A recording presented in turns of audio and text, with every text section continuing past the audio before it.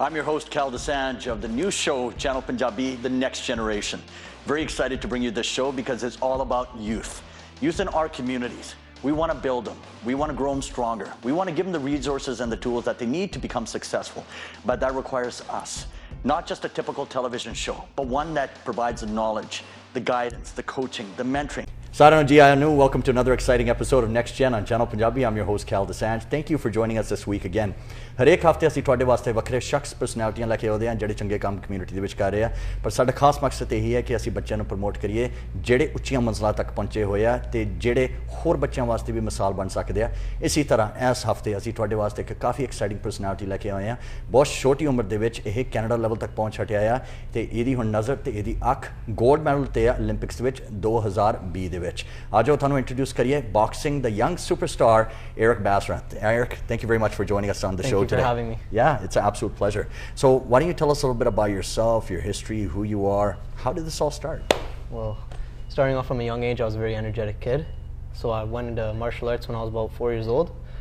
And from there on, I moved to kickboxing. And I wasn't old enough to do the Muay Thai at one club. So I ended up trying the boxing. And then from that day, I fell in love with the sport. So your parents, was this something you wanted to do, or is this something your parents pushed you to do for martial arts, or did you have a natural inclination wanting to do that? Well, my parents put me in martial arts to bring up self-confidence, okay, which I did, and then from there on, it was personally like my love for the sport. So, really, but being in martial arts, for example, if you play the game of soccer versus martial arts, we're talking apples and oranges, yeah, right? So with martial arts, there's a lot of adversity, obviously the level of dedication and sacrifice and the commitment you need to do to personally enhance yourself to become a better fighter. There's a lot that goes into it. So it probably taught you a lot along the way, didn't it? It did. It taught me a lot of, responsibility. You have to keep your diet really like healthy, and you have to train as much as you can. It's a lot of dedication goes into it. So were you always competitive from a very early age? Yes, I've always been competitive. Every sport I've played. Yeah, always had to win. Always. Would you throw a temper tantrum if you lost? Yep. Yeah. So, but tell me, where did it go from being fun to, I mean, I'm presuming it still is fun, but where did it go from just being recreational and fun and leisurely to competitive in nature?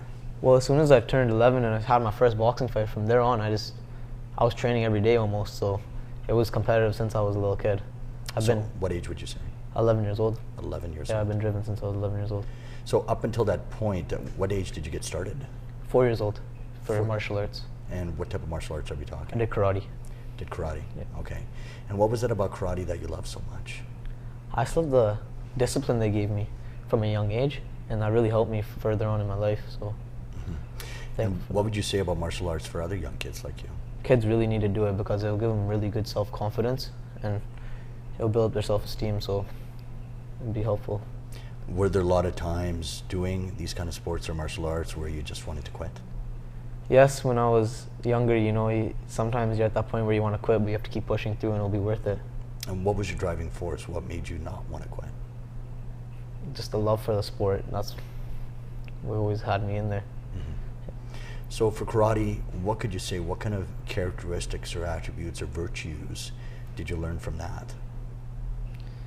I learned to respect people, of course the discipline, and that hard work always pays off. And what kind of hard work are we talking about? Just the work that you put in to training is what you're going to get out of it. Like, say if you don't put too much work in and you go into competition, then obviously you're not going to come out with a good win or anything. So if you put the dedication in and you train hard, then you'll actually come out with a good win. With a good result. So yeah. Was there times where you went into competition, you weren't properly prepared, you did not do well, and it was heartbreaking? Yes, it's happened to me before. Yeah, and what did you learn from that experience? That you need to train hard.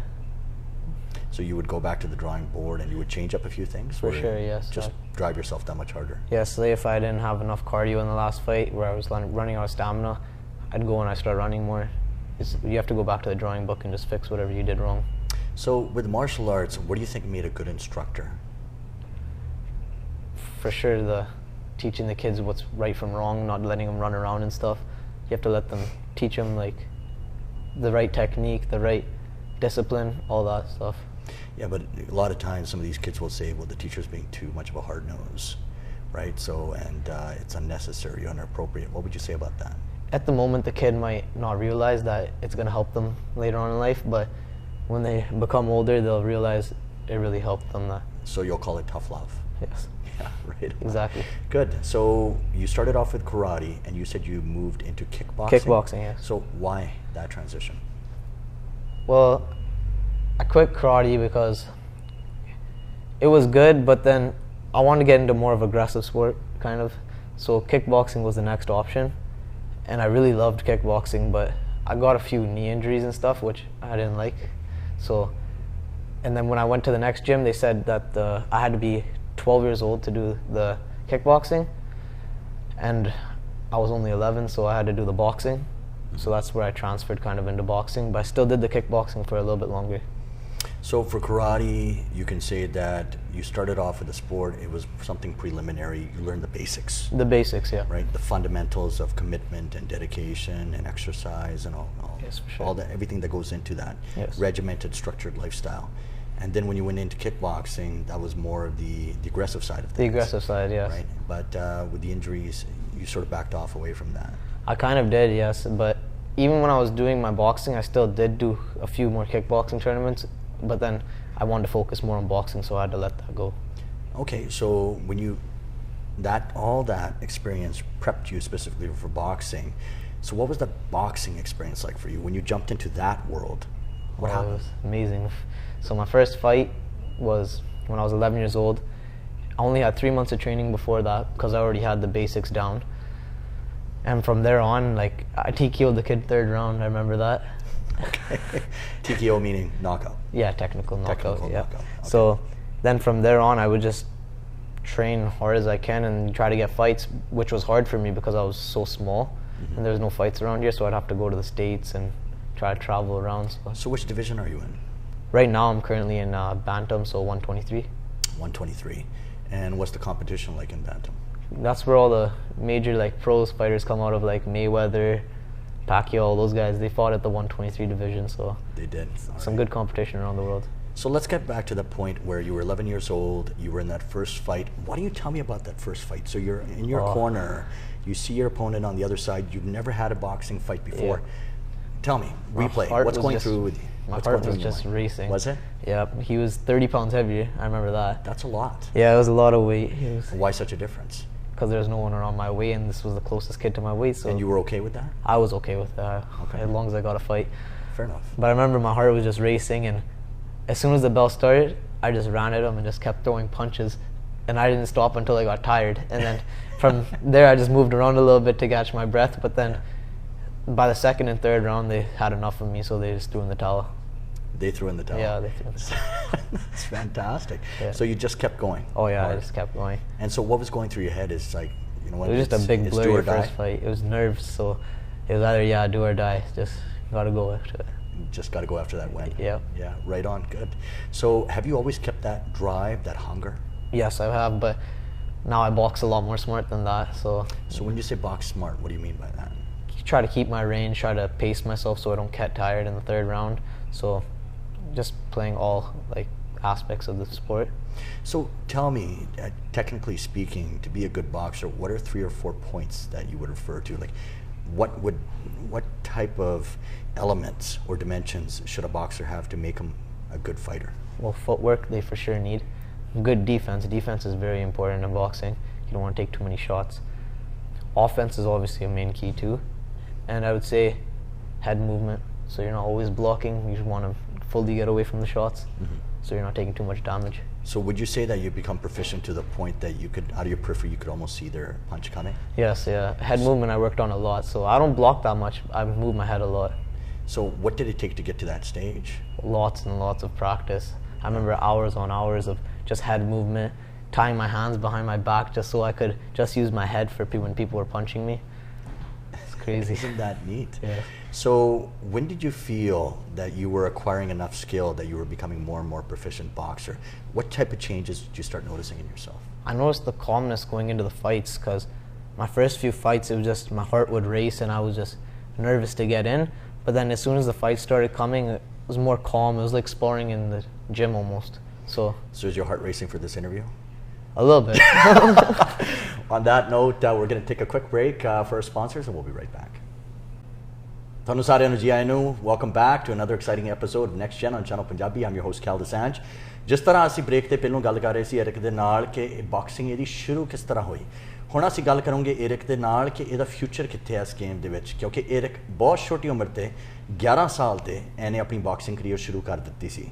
ਆਪਣਾ ਪਹਿਲਾ ਜਿੱਤ ਹਾਸਲ ਕਰਕੇ ਤੇ ਉਸ ਤੋਂ ਬਾਅਦ ਹੁਣੇ ਕਾਫੀ ਬਾਕਸਿੰਗ ਮੈਚ ਲੜ ਰਿਹਾ ਆ, ਪਰ ਇਹ ਦੀ ਜਿਹੜੇ ਸਕਿੱਲ ਲੈਵਲ ਆ ਇਹਦਾ ਸਕਿੱਲ ਲੈਵਲ ਬਾਕੀ ਸਾਰਿਆਂ ਨੂੰ ਪਾਰ ਕਰ ਗਿਆ ਤੇ ਹੁਣ ਉਸ ਮੰਜ਼ਿਲ ਤੱਕ ਆ ਕਿ ਇਹਨੂੰ ਛੋਟੀ ਉਮਰ ਦੇ ਵਿੱਚ ਮੌਂਟਰੀਆਲ ਮੂਵ ਕਰਨਾ ਪੈਣਾ ਉੱਥੇ ਹੋਰ ਬਾਕਸਿੰਗ ਟ੍ਰੇਨਿੰਗ ਲੈਣ ਵਾਸਤੇ, ਕਿਉਂਕਿ ਜਿਹੜੇ ਕੈਨੇਡਾ ਦੇ ਕੋਚ ਆ ਇਹਨੂੰ 2020 ਦੇ ਓਲੰਪਿਕਸ ਵਾਸਤੇ ਤਿਆਰ ਕਰਨਾ ਮੰਗਦੇ ਆ ਤੇ ਮੈਨੂੰ ਇਸ ਗੱਲ ਦਾ ਕੋਈ ਸ਼ੱਕ ਨਹੀਂ ਤੇ ਮੈਨੂੰ ਪੂਰਾ ਯਕੀਨ ਆ ਕਿ ਗੋਲਡ ਮੈਡਲ ਏਰਿਕ ਆਪਣੇ ਵਾਸਤੇ ਜ਼ਰੂਰ ਲੈ ਕੇ ਆਊਗਾ। No pressure, Eric. No pressure, yeah. So Eric, why don't you tell us, so you're telling about your history, what it was like for you getting to that stage. Yeah. All right, so now we're here today. Yep. So why don't you tell us, when did it start transitioning from local fights to a higher level? So about the age 15, I started going down to the States. My first fight down in the States was probably one of my hardest fights because I had about 4 fights, and the boy I fought, he had 28 fights, and he was a national bronze medalist. National American bronze medalist. Yeah. Really? So why don't you tell us a little bit about the fight? Where was it and how did it happen? And who was the opponent? It was in Seattle. His name was Tyler McGott, and he was from White Center Pal. He was a very good boxer, so I had to go in with a good game plan of using my jab, using my range, because I was taller than him. I'm always tall for my weight class. So I came out in the fight, and I just had to prepare myself mentally to be calm. So I tried to jab, try to use my reach, which was working in the first round, but second round he started to come in a little bit close, so that's where I was kind of using my head movement, trying to get away from his punches, then working the uppercuts. By third round, I already had it in the bag, the 2 rounds, so I was trying to move, win the fight easy. But then we got into kind of a little scruffle at the end, so I almost dropped him with the right hand then, so that won me the fight. That did win you. That you know what? It's funny. Mike Tyson once said that everybody has a plan until they get punched in the face. Until they get punched in the face. Now, do you find, is that true? It happens for sure. As soon as you get like a little bit stunned with a punch or something, you don't know what to do, and you'll cover up right away, and you'll go away from your plan. But that's when you have to recoup and then come back to your plan. Were you calm enough to understand that? Yes. Okay. So when you finished that first fight and you won, what was the feeling? Oh, just out of this world. I didn't even. It felt like almost fake. It didn't feel real. But that started this journey for you. Yes, it's for sure opened up a lot of doors to. So tell us about those doors. What did it open up for you? Well, then after that, my next biggest fight was in Ringside World Tournament, where I only had about 7 fights, and I was fighting open, which is 10 fights and over. So I didn't have 10 fights at the time, and I was still fighting in that. And I fought Las Vegas national champ. So he was a very good boxer, and I beat him unanimously. And there's a lot of nerves going into that fight too. So tell me about that. Like, what was this fight in Las Vegas all about? It was in Kansas City, but he was the Las Vegas champ. So state champ. State champ, yeah. Okay. And previous national champ too. So he going into that fight, I knew he was going to be a good boxer, but I also knew he liked to bang, so he wanted to just brawl. So you wanted to throw the windmills. Just throw the windmills and just go at it. So I just had to use my jab against, just box him, and unanimously I won it. So how would you handle it? Like, what would be your counter defense when some guy comes at you and he just starts throwing a whole bunch of punches? What do you deal with that? That's when you have to really stay calm and just look at the punches coming, try to slip and get to the outside, and then start throwing your punches. Got it. And so did it take you a while to get to that point where you could be calm enough to sort of strategically get around that situation? For sure it did, because at first when someone would come and throw a flurry at me, I just want to flurry back and not do anything. And by flurry you mean just a whole bunch of keep rapid punching punches? Just rapidly. So you just had to calm down and just move underneath and try to get your angle. So essentially what you do is you frustrate the other opponent to the point where they lose their game, but you still got yours. Yeah. So once you won that one in Kansas City, what happened after that? After that, I had 2 fights in Kansas City. I fought Thomas Blumenfield, which he was ranked first in Canada for my weight, and he was also from the States. He's a dual citizen. So he had about 100 and something fights. He had a bunch of fights. And how many did you have? 8. And then that's a big difference. That's a really big difference. And I ended up beating him down there, but it was a close fight. We both were brawling each other for 2 rounds, and the last round I I was winning convincingly because I was throwing more, but I lost a point. So that's where I thought, oh, I might have lost the fight because I think I pushed him out of the clinch or something. So that's where I thought I lost the fight, but I ended up winning. Every judge thought I won. So what made him such an efficient fighter? Like when you went up against him, did you notice his level of skill right away? His range and calmness. He was just very calm in the ring. He wasn't breathing heavy after the fight. He was just too calm. To get yourself to that stage of conditioning, physically speaking, describe an average day of exercise for you. So first, if I'm training for a fight, I would run in the morning, do about 2 hours of running and exercise like push-ups, sit-ups, and chin-ups, do wind sprints.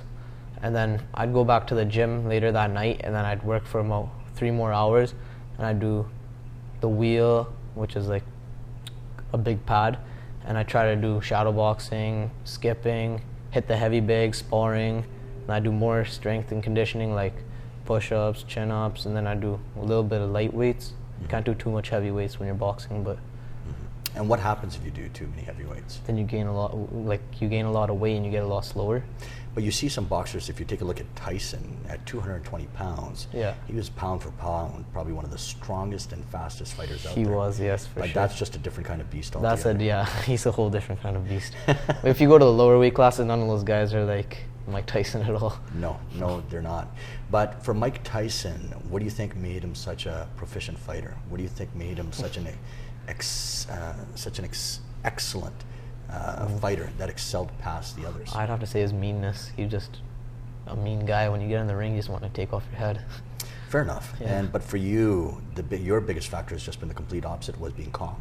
Yeah, being calm and just using my boxing skill. If I have to, I will get into a brawl just to prove my point that I could stand in there with the guy. But sometimes that's necessary. That's necessary, right? for Because sure. you got to set some precedent in the ring as well, right? So with all this training and you're winning all these fights, so you had a couple of championship fights that were really big in nature. Tell me about those. Yes, I fought in this past Nationals, which I fought 3 fights against 3 hard opponents. My first fight, I fought a guy that originally fights at 141, so he was a big guy for my weight class. He was in really good shape, but I easily took that all 3 rounds. He was a little bit too slow for the weight class, so he got gassed pretty quick. He got gassed pretty quick, and I was outboxing him. And the second guy I fought, he was on Team Canada, so he was pretty good. He very calm. So he was just coming in and just not breathing very heavy, just letting his hands go. He had the nice Philly shell, so I just had to stay on the outside of him because he was southpaw and just use my boxing skill. And then the last fight, of course, I had to fight Thomas Bloomfield, who I fought in ringside when I was younger. Yeah. And that was a good brawl once again. First round, I took very easy. I was outboxing him. He didn't really come in too much. Second round, it got a little bit closer, but then they told me in the corner, you have to pick it up. The last round, if you win it, you win the fight. And I came out and I threw a bunch of punches and I won the fight. Fantastic. And that was the Canadian Championship? That was the Canadian Championship. Fantastic. So you brought home the crown, so to speak, and you were the first one in terms of your age, your demographic, who you are, to accomplish that stage, weren't you? Yeah. So tell me about it. Like, how did you feel after that win? Oh, it was just electrifying. I was jumping up in the ring. I was going outside, running around everybody. It's crazy. I couldn't even explain it. And so when was the last time BZ had brought that championship back? Probably Kenny Lully. He was 2 years ago. He's the one that always stayed consistently on the team. But other than that, there's no one else really there. All right. Well, since then, you've had a couple of international experiences. So my understanding is that you were in Honduras as well. Honduras, yes. That was a very good experience. Got to fight down there, and then I fought Cuba too. So tell me about the Cuba fight. Cuba, going into this fight, I had nerves, but I haven't had nerves for a while. And where was that? That was in Manitoba. So it's a Cuban fighter that came down for that fight. Yeah. And so American styles you understand, Canadian styles you understand. In other words, North America has very similar styles. But somebody from Cuba or Central and South America, what would you say about their styles?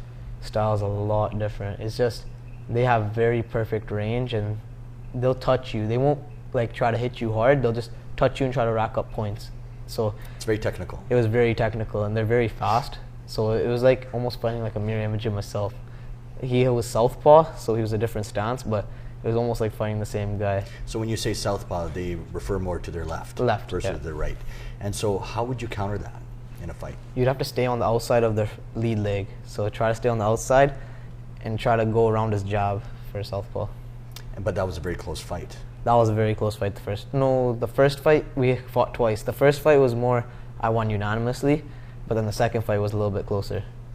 And so you must have a lot of respect for these fighters that come down from a bunch Central of and South. respect. Anybody I fight, I have a lot of respect for. To get in the ring, you earn your respect. You earn your respect. Absolutely, you paid your dues. So what would you say about the guys in Honduras? Those guys, they were crazy. A lot of them brawled down there, but They did brawl. Yeah. So a lot of flurries. a lot of flurries. Yep. Right.